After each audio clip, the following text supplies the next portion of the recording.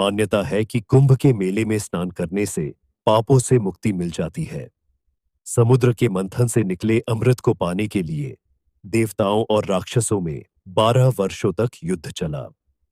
इस युद्ध के दौरान कलश में से जिन स्थानों पर अमृत की बूंदें गिरी, वहां पर कुंभ मेला आयोजित किया जाता है। नमस्कार दोस्तों, आपका मेरे चैनल RNG10 पर आपका स्वागत है। आज हम आपको कुंभ मेले की कुछ खास बातों को बताएंगे। संस्कृत शब्द कुंभ का अर्थ है घड़ा या घड़ा। कहानी यह है कि जब देवों, देवताओं और असुरों, आमतौर पर राक्षसों के रूप में अनुवादित, ने समुद्र मंथन किया, तो धन्वंतरी अमृत का घड़ा या अमृता का अमृत लेकर निकले। यह सुनिश्चित करने के लिए कि असुरों को यह न मिले, इंद्र का पुत्र जयंत उस घड़े को लेकर भाग गया। जयंत के भागते समय अमृत 4 स्थानों पर गिरा: हरिद्वार, प्रयागराज, उज्जैन और नासिक त्र्यंबकेश्वर। वह 12 दिनों तक भागता रहा, और चूंकि देवताओं का एक दिन मनुष्यों के 1 वर्ष के बराबर होता है, इसलिए सूर्य, चंद्रमा और बृहस्पति की सापेक्ष स्थिति के आधार पर हर 12 साल में इन स्थानों पर कुंभ मेला मनाया जाता है। प्रयागराज और हरिद्वार में भी हर 6 साल में अर्ध कुंभ, अर्ध का मतलब आधा होता है, का आयोजन होता है। 12 साल बाद होने वाले इस उत्सव को पूर्ण कुंभ या महाकुंभ कहा जाता है। ये चारों स्थान नदियों के तट पर स्थित है। हरिद्वार में गंगा है, प्रयागराज में गंगा, यमुना और पौराणिक सरस्वती का संगम है। उज्जैन में क्षिप्रा है और नासिक त्र्यंबकेश्वर में गोदावरी है। ऐसा माना जाता है कि कुंभ के दौरान आकाशीय पिंडों की विशिष्ट स्थिति के बीच इन नदियों में डुबकी लगाने से पाप धुल जाते हैं और पुण्य प्राप्त होता है। कुंभ मेला वह स्थान भी है जहां साधु और अन्य पवित्र व्यक्ति एकत्रित होते हैं। साधु अखाड़े काफी उत्सुकता आकर्षित करते हैं और आम लोग उनसे मिल सकते हैं और उनसे सीख सकते हैं।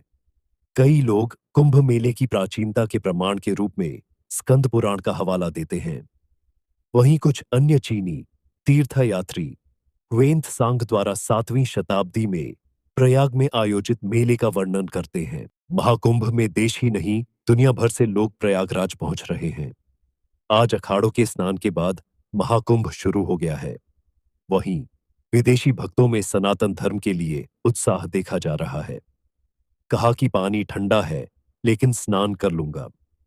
पावन संगम नगरी प्रयागराज में आस्था का सबसे बड़ा मेला महाकुंभ अपने दिव्य स्वरूप में शुरू हो चुका है। यह सिर्फ एक धार्मिक मेला न होकर आस्था और अध्यात्म का एक ऐसा विशाल सागर नजर आता है, जहां हर कोई अपनी आत्मा को शांति और पवित्रता से भरने के लिए खिंचा चला आ रहा है। माघ पूर्णिमा पर पहले और मकर संक्रांति पर दूसरे अमृत स्नान के बाद गंगा, यमुना और सरस्वती के पावन संगम पर लाखों श्रद्धालु भक्ति के रंग में रंगे नजर आ रहे हैं। यहाँ हर तरफ एक अलौकिक ऊर्जा का संचार है, जहां मानव मानव के बीच कोई भेद नहीं, सभी एक ही रंग में रंगे हुए हैं। वह है भक्ति के रंग में। देश ही नहीं, बल्कि विदेशों से भी लोग इस अद्भुत आध्यात्मिक अनुभव के साक्षी बनने के लिए पहुंच रहे हैं। इस बार का महाकुंभ इसलिए भी खास है क्योंकि यह 144 वर्षों में एक बार होने वाले दुर्लभ खगोलीय संयोग में हो रहा है।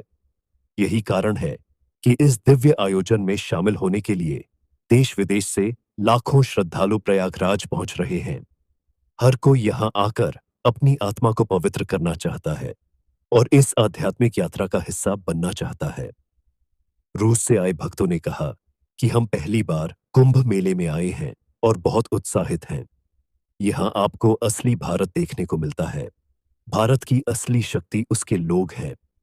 यहाँ के लोगों की ऊर्जा और इस पवित्र स्थान की आभा से मैं रोमांचित हूँ। मुझे भारत से प्रेम है।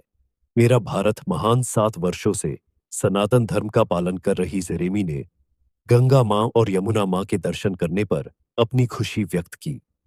उन्होंने कहा कि सनातन धर्म में तर्क है, यह समझ में आता है, इसमें विश्वास है, लेकिन अंधविश्वास नहीं। यह बहुत सुंदर है। ब्राजील के भक्त फ्रांसिस्को ने कहा कि यह अद्भुत है।